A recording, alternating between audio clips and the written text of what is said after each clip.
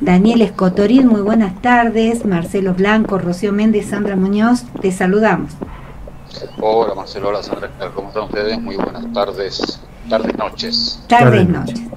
Bueno, Daniel, te convocábamos para seguir con esta charla que dejamos el martes pasado, no tanto en relación a lo que pasa con Cristina, porque ahora ayer se le sumó en definitiva, la presencia del presidente Alberto Fernández en el programa a dos voces que conduce Bonelli Alfano en el canal TN, que pertenece al Grupo Clarín.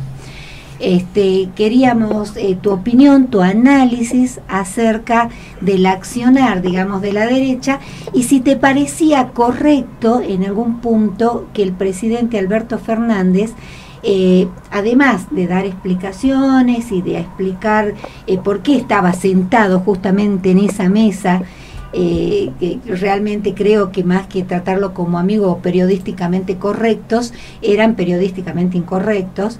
Así todo, él habló de la justicia, del peligro que se corre, y fue a defender la figura de la vicepresidenta Cristina Fernández de Kirchner. ¿Cuál es tu análisis de la exposición? Sí, a ver, comienzo por el final. Me parece que, bueno, fue sorpresivo, creo que no esperábamos que el presidente concurriese a una entrevista en un canal de televisión.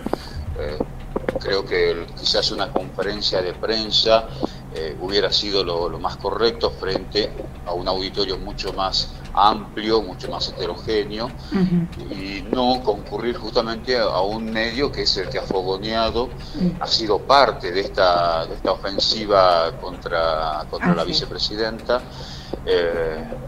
Uno siempre tiene la impresión que en este tipo de entrevistas como que concurre a rendir cuentas. Claro, ¿no? Claro. Más allá de las explicaciones que pudo haber dado, de la defensa enfática que hizo de Cristina Fernández, pero no deja de ser, no está siempre dentro de esa línea de Alberto Fernández de la búsqueda de ciertos espacios de consenso, de acuerdo, de concordancia, con las diferencias que además uno sabe que son insalvables. Claro. Ya estando prácticamente en el tercer año de gestión del gobierno, no hay ya mucho como para buscar en cuanto a acuerdos políticos, alguna otra cuestión que, digamos, sirva para acordar y generar algún tipo de prenda de paz. No lo hay. Creo que fue un error político. Entiendo que fue parte de esa idea que tiene el presidente y que ha sido, bueno, nos ha costado mucho, ¿no? En todo caso, hay que entender también que esto que estamos viendo, la ofensiva judicial contra Cristina Fernández, es una de las patas de una ofensiva mucho más amplia desplegada por los diversos factores de poder. Los medios de comunicación, este medio de comunicación en particular es uno de ellos, fue el ariete junto con La Nación Más, ¿no es cierto?, de el embate, el fogoneo permanente, los análisis, por supuesto, siempre bancando todo lo que dijo el fiscal Luciani. Decía, el medio de comunicación, el partido judicial, y luego, y a esto hay que sumar también una tercera cuestión que no sé si casualmente o no, pero que pasó un poco desapercibido y que tiene que ver sobre el elemento económico. A ver, en el mismo momento donde se estaba desarrollando todo el avance, todo este ataque contra la vicepresidenta, en ese mismo momento el ministro Massa, digamos, ya casi super ministro, casi un presidente en funciones, estaba realizando una serie de recortes presupuestarios por más de 210 millones de pesos en distintas áreas que son vitales: salud, educación, vivienda, transporte.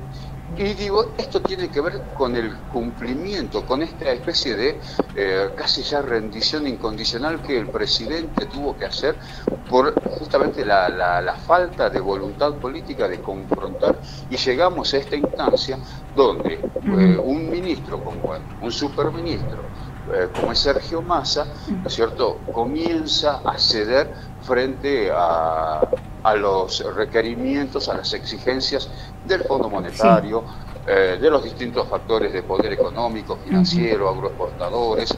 Digo, es todo un cerco político que se está extendiendo, ya no solamente sobre el gobierno, y esto tiene que ver también sobre por qué el ataque a Cristina. Es un cerco que tiene que ver no solamente con su figura, sino en realidad con dos cuestiones. En el corto plazo, o en el mediano plazo si se quiere, el escenario electoral 2023. Claro, por supuesto. Es poner, a ver, es casi inadmisible pensar que este pedido de inhabilitación a perpetuidad para ejercer cargos públicos, y me parece que allí es donde a ellos les brota, ¿no es cierto?, con total impunidad su meta política, su objetivo político. Claro. Bueno, entonces esto hacia el 2023, allí está el verdadero objetivo, el horizonte de este sector. Y decía también, a ver, el veto, ¿no es cierto?, la censura a Cristina Fernández es también la censura, es también marcar un límite, un disciplinamiento al resto de los sectores populares. Entendiendo que estamos con un gobierno al cual nosotros pertenecemos, yo nuestro partido pertenece, pero con todas las críticas del caso, porque evidentemente estamos en una etapa final del gobierno, hacia el 2023, pero de repliegue, de retroceso, de defensiva. Digo, esto frente a esto tenemos que pensar también en estrategias de reorganización, de reordenamiento, porque lo que estamos viviendo hoy en día, de verdad que es peligroso. Muy peligroso. Esto es un ataque, pero que, a ver, para una derecha que siempre se llena la boca hablando de la República, bueno, esto es ponerle ya prácticamente un cerco definitivo a cualquier pretensión de poderes independientes, de poderes, sobre todo la justicia, de un poder liberado de los otros factores de poder, fundamentalmente del poder económico mediático. Estoy diciendo, ¿cierto? Bueno, me parece que ese es un poco el panorama y el escenario en el cual estamos inmersos. Estos dos elementos que fueron simultáneos en el mismo día nos están hablando de a dónde están empujando ellos al gobierno y cómo quieren que lleguemos al 2023. Con un gobierno debilitado, prácticamente con la intención de que Juntos por el Cambio tenga el camino allanado hacia una victoria. Y esto creo que así es donde tenemos que nosotros mirar, ver, pensar el desafío de reconstituir este frente de todos, porque, digamos, tomando las banderas originales, que no solamente era de derrotar a Macri, sino también de pensar un modelo alternativo, un modelo que de verdad ponga bases como, digamos, para un país distinto, ¿no? Bueno, estos dos elementos que aparecen hoy, uno no tanto, el otro sí, pero son las dos patas de esta ofensiva que está desplegando la derecha actualmente. Y ofensiva que además la hace con una articulación, pero codo a codo con esta prensa hegemónica, ¿no?, que intenta permanentemente descalificar y con argumentos inconsistentes realmente, ¿no?, descalificar la figura del presidente de la nación, descalificar, por supuesto, con argumentos de corrupción, que es lo peor que le pueden hacer al sector de independientes, o sea, ese argumento de corrupción de un funcionario público al grupo de independientes en la República Argentina, parece realmente tocarles, pero de manera muy, muy profunda, ¿no? Entonces, utilizan esa herramienta que saben de antemano que provoca una herida en la población para apuntarle a Cristina Fernández, que es realmente la líder de todo este movimiento. No sé si en un primer momento efectivamente apuntan a herir, a dañar de manera definitiva la figura política que hoy es, y que hoy desde hace varios años es la principal que tiene nuestro país. Y que además está de nuestro lado, ¿no es cierto?, del lado de los sectores populares, que enarbola un proyecto progresista, de cambio, de redistribución de la riqueza, digamos. Del otro lado hay una serie de elementos, de espacios, de dirigentes, pero ninguno con la fuerza, con la fortaleza como para poder competir, como para poder, en todo caso, por lo menos igualar. Entonces, de allí es que hacen este despliegue por los distintos espacios, ¿no? La justicia, los medios, los propios partidos políticos también, ¿no es cierto?, que componen hoy la oposición. Y, bueno, si esto uno lo lleva al campo y lo compara con lo que sucedió en otros países, el ejemplo más claro es Brasil. Brasil, claro. Lo que sucedió primero con la destitución de Dilma Rousseff, a partir de allí la prisión, la cárcel para el presidente Lula, ¿no es cierto? Y eso sirvió para potenciar una figura que era casi secundaria, era una figura pero de estas que aparecen ahora desde la antipolítica, ¿no es cierto? Y allí es donde recién se pudo posicionar. Claro. Fíjese que algo muy similar está ocurriendo en Perú, más allá de los errores políticos del presidente Castillo, pero cómo se intenta limitar, cercar, rodearlos, ¿no es cierto?, con permanentes ataques de supuestos casos de corrupción. Lo han dejado al presidente de Perú prácticamente inerte, sin posibilidad de actuación. Bueno, estos son la metodología que vienen utilizando y que aquí en Argentina, bueno, tiene un componente que no sé si lo habrán tenido en cuenta, pero que es un contrapeso muy fuerte, y que es la capacidad de movilización popular que tenemos, cosa que en Brasil no existe, ¿no? En Perú no hay todavía una identidad político-social que tenga la capacidad de resguardar, ¿no es cierto?, y de resguardarse frente a estos permanentes embates antidemocráticos. En cambio, en Argentina sí tenemos eso, tenemos una cultura política muy fuerte, mientras que del otro lado apuestan permanentemente al desgaste de la política. Cuando dicen Cristina es corrupta, ¿no es cierto?, a partir de allí generan todo un consenso, una percepción de que la política en sí misma es sucia.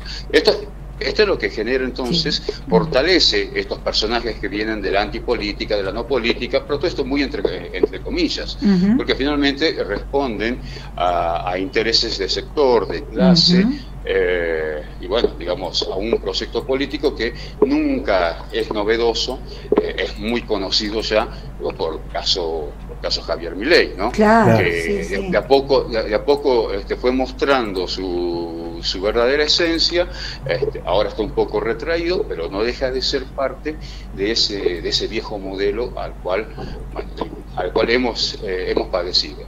Entonces, allí está la estrategia del poder, desgastar no solamente las figuras, no solamente al proyecto, sino también lo que son los valores propios de la democracia. Totalmente. Entonces apuestan a una desmovilización, a una desarticulación social, y bueno, a partir de allí ellos tienen la facilidad, ¿no es cierto?, para imponer otra vez el modelo, de la mano de quien sea. Esto en todo caso ellos después lo resolverán, pero he ahí el sentido de este ataque, que no es solamente contra Cristina Fernández, lo apuntan a ella porque es la principal dirigente política que tiene hoy el campo popular en Argentina, y a partir de allí, ¿no es cierto?, desarticular, frenar, ensuciar cualquier posibilidad de retomar lo que fue todo lo que las políticas de la década del comienzo del 2000, etcétera.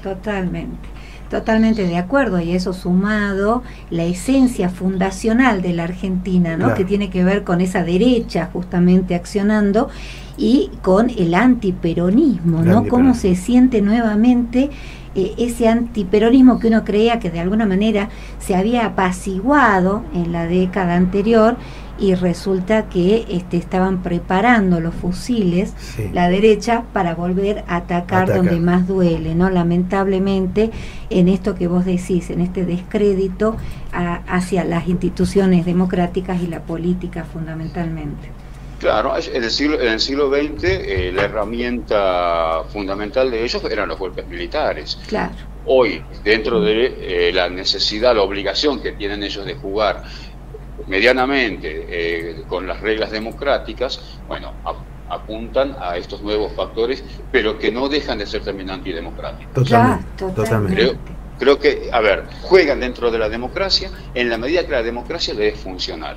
Cuando la democracia deja de ser funcional, entonces comienzan a corromperla y apelan a estos instrumentos, como es hoy podemos ver esto, un poder judicial absolutamente politizado, ¿sí? Y que además rompe, insisto, con lo que es uno de sus fundamentos, la preservación de la República.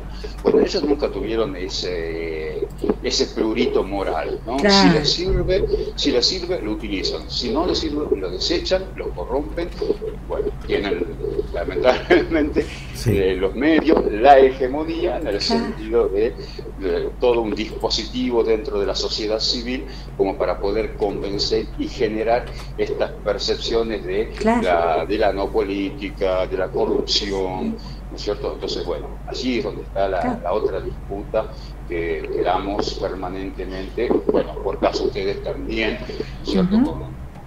Con mucha valentía, con mucha capacidad, bueno, para tratar de alguna manera de igualar, menguar un poco esta batalla tan desigual. Claro. Exactamente.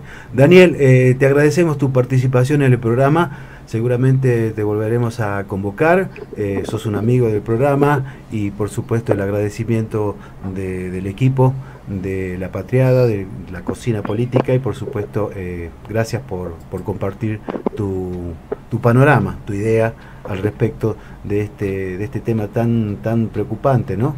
Que realmente lo que hace es generar odio simplemente. Lamentablemente. Bueno, no, muchísimas gracias a ustedes, la verdad que siempre es un gusto poder charlar con FM La Patriada Salta. Estamos donde estás.